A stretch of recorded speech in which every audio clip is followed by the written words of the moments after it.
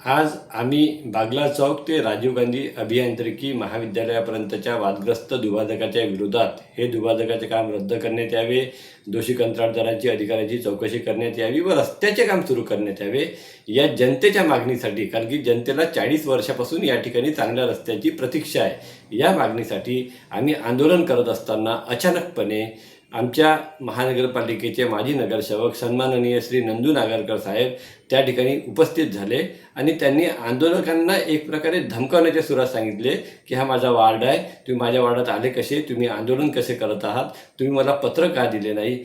या सगळ्या गोष्टीमुळे आम्ही अत्यंत आश्चर्यचकित झालो. आम्ही त्यांना प्रश्न विचारला की तुम्हाला 3.5 कोटीचा रस्ता दुभाजक पाहिजे का, तुम्हाला रस्ता नको का, तुम्ही भ्रष्ट कंत्राटदाराचा अधिकाऱ्यांचा बचाव का करत आहेत.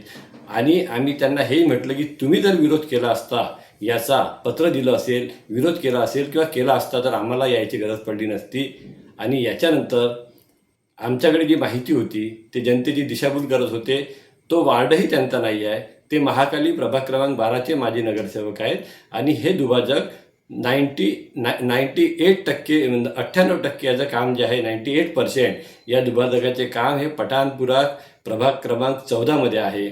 अशावेळी नागरकर यांनी हे सगळं करण्याच्या मागचा हेतू काय, ते भ्रष्ट अधिकाऱ्याचे किंवा भ्रष्ट कंत्राटदाराचे एजंट असल्यासारखे त्या ठिकाणी का उपस्थित झाले, हा प्रश्न निर्माण होतो. आणि त्यामुळे तुम्ही त्यांच्यासोबत माझी जी चर्चा झाली त्याचा व्हिडिओ या ठिकाणी, चर्चा म्हणण्यापेक्षा वाद झाला, त्याचा व्हिडिओ या ठिकाणी आहे. तो व्हिडिओ तुम्ही नक्की पहा.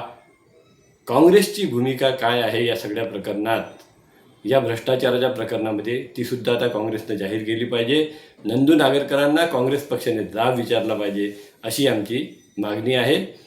कोणीही आडवा आला तरी चंद्रपूरच्या जनतेला महानगरपालिकेतल्या पैशाची, जी चंद्रपूरच्या जनतेच्या टॅक्समधून जो पैसा जातो त्याची लूट कोणालाही करू देणार नाही आणि पारदर्शक कारभार महानगरपालिकेत आल्याशिवाय आम्ही स्वस्थ बसणार नाही, हा आमचा शब्द आहे.